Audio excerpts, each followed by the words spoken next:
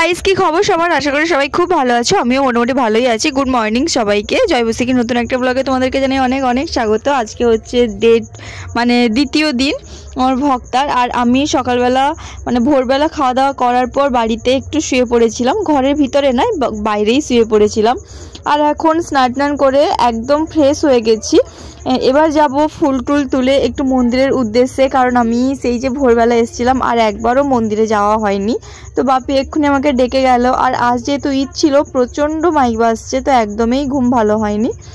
আর এই শাড়ি কাপড় শুকানোর না একটা ঝামেলা, জানো তো ভক্তাতে। যেখানে সেখানে শুকাতে পারবে না, কাক পক্ষী যাতে না বসে, কুকুর যাতে না ছুঁয়ে, অনেক নিয়ম কানুন থাকে।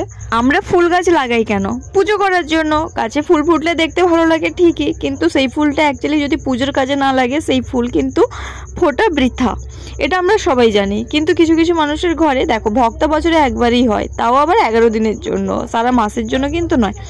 কিছু কিছু বাড়িতে এরকম আছে, সাদা ফুল ফুটে আছে কিন্তু তাও দেবে না, ফুল গাছে হাত দিতে গেলেই বকবে।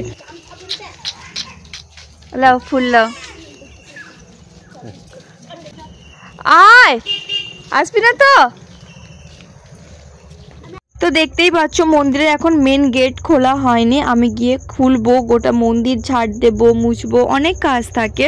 আর ভক্তরাও কিন্তু সবাই উঠে পড়েছে, যে যার মতো করে কাজে চলে গেছে। কারোর কাজ আছে প্রত্যেক ঘরে ঘরে মাখতে যাওয়া, আবার কারোর কাজ আছে রোড কালেকশন করা, আবার কারোর কাজ আছে যে গ্রামের মধ্যে ফুল তোলা। ও বাপি, ও বাপি, একলা কি ধোয়া হবে? মন্দিরে বাপি পাঠ ভক্ত থাকুক আর যেই থাকুক না কেন, পাঠ ভক্তার কথা সমস্ত ভক্তদেরকে মেনে চলা উচিত, এবং প্রত্যেকটা কাজ ওদেরকে জিজ্ঞাসা করে করা উচিত। আর আমি যেহেতু নতুন একদমই, তো জানি না কোনো কিছু, তাই A to Z কিছু করব না করব সবটাই বাপিকে জিজ্ঞাসা করে করে করছিলাম। বাড়ি যেতে হবে পড়াশোনা করার জন্য। হ্যাঁ হ্যাঁ হ্যাঁ,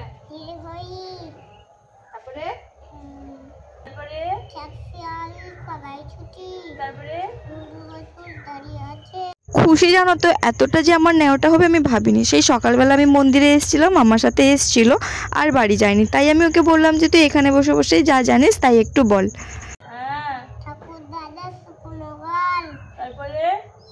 তারপরে আতা গাছে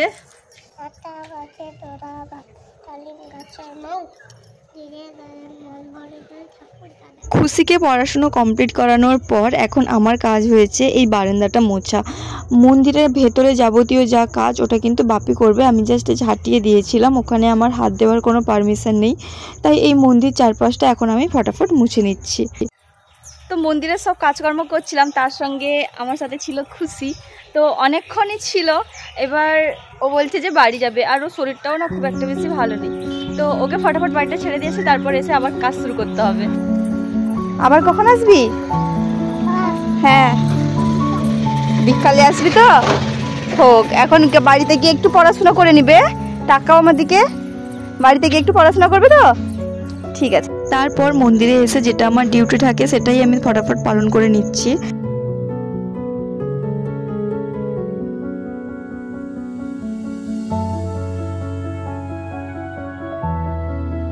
যারা ভক্ত থাকবে ভাবছো কিন্তু নিয়মের ভয়ে থাকছো না, তাদেরকে আমি একটা কথাই বলতে চাই, তোমার মন যদি চায়, বাবা যদি চায়, তাহলে তুমি অবশ্যই থেকো। কারণ মহাদেব না চাইলে মহাদেবের সেবায় কেউ নিযুক্ত হতে পারে না। আর যদি তোমার মন চায়, ভাববে যে মহাদেব চাইছে। মহাদেবের জন্য তো আমি এখানে এই ফুলগুলো তুলে নিয়েছিলাম, বেশিরভাগ রজনীগন্ধা ফুল, গন্ধরাজ ফুল। তো এখন সেই গন্ধরাজ ফুল দিয়ে আর অরক ফুল দিয়ে আমি মহাদেবের জন্য মালা তৈরি করব। আর এই মালাগুলো আমি এখন নন্দী ভিঙ্গিকে পরিয়ে দেব। প্রচণ্ড গরম পড়েছে বলে, জানো তো, আমার বাপি বলছে প্রচণ্ড গরম পড়েছে, তাই ষাঁড়গুলাকে একটু স্নান করিয়ে দিই। সকাল সকাল দুজনকে স্নান করিয়ে দিয়েছে, তুলসী দেবীকেও স্নান করিয়ে দিয়েছে। আর আমি এখন বসে যাব অরক মালা গাঁথতে। এই মন্দিরে যে হংসেশ্বর বাবা আছে, তার 4 ভাই এখন এই মন্দিরেই এসছে অতিথি হিসেবে। তো সবার জন্যই আমি এখানে ফটাফট মালাগুলো গেঁথে নেব।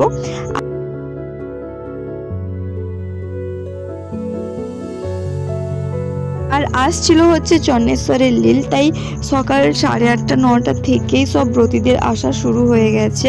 আমি যদি সেখানে থাকতাম হয়তো আমিও করতাম, কিন্তু যেহেতু আমি এখানে আছি আর আমার গলায় পয়তা আছে, তাই এখানকার যেদিন নীল হবে সেদিনই আমি পুষ্পাঞ্জলি দিতে পারবো। তো সকালবেলা আমার মন্দিরে যা যা কাজ ছিল আমি সব কিছু একদম ভালোভাবে কমপ্লিট করে এসেছি। এবার একটু বাড়ি যাচ্ছি, আর অনেক দিন ধরে না নিজের স্কুটিটা চালানো হয়নি, ভাবছি একটু স্কুটি চালিয়ে হয় শ্বশুর বাড়ি থেকে ঘুরে আসবো, না হলে অন্য একটা। আমি বাড়ি এসেছিলাম তোমাদেরকে যেভাবে বলেছিলাম, বাড়ি এসে কোথাও একটা যাবো ভাবছিলাম, কিন্তু কোথাও যাইনি, এত ঘুম পেয়েছে এইখানে। মানে ততক্ষণ থেকে 11:30 থেকে এখন 1:30 বাজে, এই ঘুমিয়ে উঠলাম। মা আরও সবাই আজকে লীলের বার চন্নেশ্বরে, তো মন্দিরে যাবে। আর খুশিকে না আমি বলি আমার মায়ের চামচা, মা যেখানে যেখানে যাবে খুশি সেখানে সেখানেই যাবে। আর মায়ের হাতে যে ছোটো গ্লাসটা দেখছো, ওই গ্লাসটাতে খুশির জল ঢালবে, ওটা দেখো। কিন্তু পাগলিটা এত শিব ভক্ত না, মানে শিবের গান গাইবে, নাচবে, সারাক্ষণ মন্দিরে থাকবে। ইনফ্যাক্ট এখন বাজে 3টে মতো, এখনও সে কিন্তু কিছু খায়নি, না খেয়েই এসছে। হ্যাঁ, সকালে অবশ্য খেয়েছে, তো ছোট মানুষ তো কোনো ভুল নেই, তো ও যেটাই করবে মহাদেবের উদ্দেশ্যে সেটাই ঠিক। আমার শিবাই বল,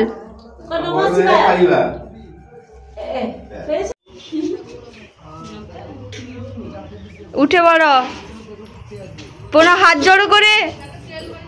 হ্যাঁ, ভক্ত থাকলে কিন্তু কোনো কলগেট ব্রাশে ব্রাশ করা যাবে না, হয় আম পাতা না হলে নিম খাঁচি, এগুলোতে করতে হবে। আর সব ভক্তরা মিলে গেছে আমাদের এখানে হাকর আছে, সেখানে স্নান করতে, বাট ওটা অনেক দূর এবং ওখানে হাঁড়ি পড়িয়ে আছে, তাই আমি আর ওদিকে যাই না। আমি এই কুণ্ড পুকুরেই স্নান করে, মানে 3 বার ডুবে স্নান করে নিই। তাই স্নান করে ফটাফট আমি এখন আবার মন্দিরে চলে এসেছি এবং বাপিদের সাথে আমি এখন অরঘ দেব। তারপরে আমার আর কোনো নিয়ম পালন করতে হবে না, ওটা বাপি করে নেবে। তাই এখন যেহেতু বাপি আছে ভক্তাতে, সেই জন্যই থাকা আমার অনেক সুবিধা হয় বাপি থাকার জন্য। তো পুরো রিচুয়ালসটা দেখতে থাকো, আশা করি তোমাদের ভালো লাগবে।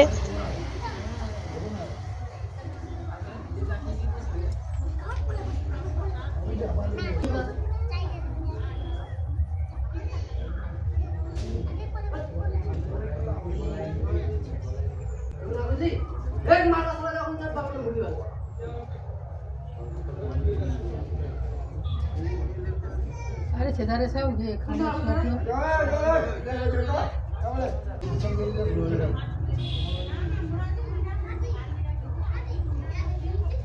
माथा खराब हो दिया।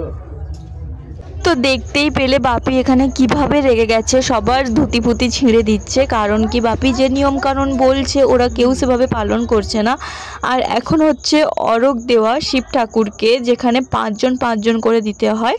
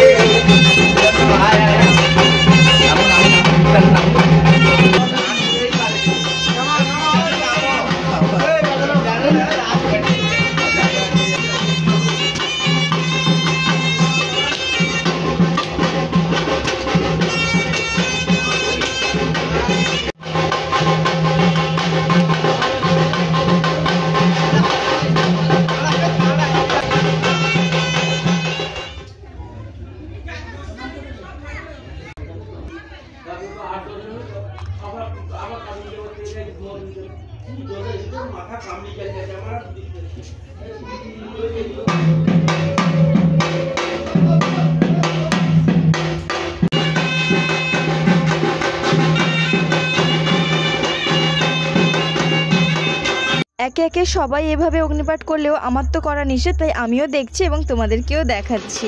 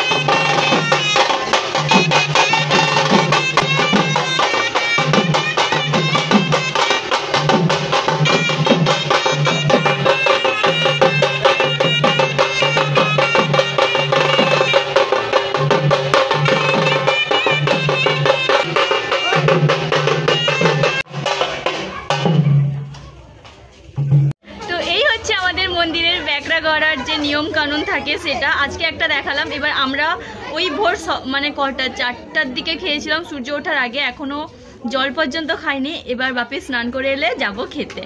তো পঞ্চামৃত খেয়ে এখন উপোসটা ভাঙলাম। এবার ঢাক বাজার আগে আমাদেরকে ফলাহার করে নিতে হবে, মানে ফলমূল ছাড়া। হ্যাঁ, খই খেতে পারি, সাবু খেতে পারি, তো কাল যা যা খেয়েছিলাম আজকেও তাই, বা একটু হয়তো অন্যরকম হতে পারে। তবে ঢাক বাজার আগে খেয়ে নিতে হবে। ঢাক বাজার পর যে জল খাওয়া বন্ধ, আবার সেই ভোরবেলা যখন খেতে আসবো 4টা 4:30টার সময়, তখন আবার জল খেতে পারবো। তাই আমি সবার আগে চলে এসেছি, বাপিরা কাজকর্ম করে এখন পেছনে আসছে। যেহেতু এখনও সূর্যের আলো আছে আর আমরা যেখানে খাবো পুরোপুরি অন্ধকারে খেতে হবে, সূর্যের আলো মানে আসা অতটা যাবে না, তাই মা এখানে আবার কালকের মতো ঘিরে দিয়েছে। খাওয়া দাওয়া করে এসে এখন আমি এই দুটো মন্দির ঝাড় দিয়ে একটু সন্ধ্যা দিয়ে দেবো।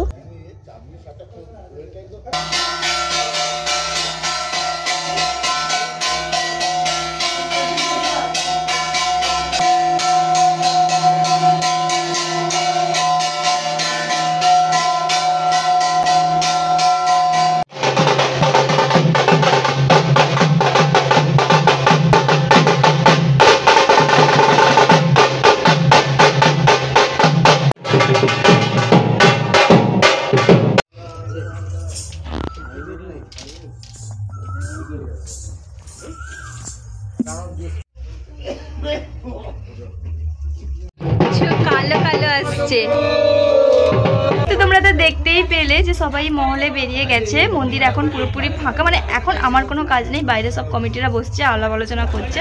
যাই হোক, তো চলো আজকে ব্লগটা আমি এখানেই শেষ করছি। যদি ব্লগটা ভালো লেগে থাকে তাহলে অবশ্যই লাইক করো, কমেন্টে একবার হলেও হর হর হর হর মহাদেব বলে লিখো। আর যারা নতুন আছো চ্যানেলটিকে প্লিজ সাবস্ক্রাইব করো। আর এরকম অনেক নিয়ম কানুন আছে যেটা আমি তোমাদের সাথে শেয়ার করতে পারিনি, চেষ্টা করবো লাস্টে মানে কয়েকটা দিনে ওটা শেয়ার করার। তো দেখা হবে নেক্সট ব্লগে। Tata, good night, Har Har Mahadev.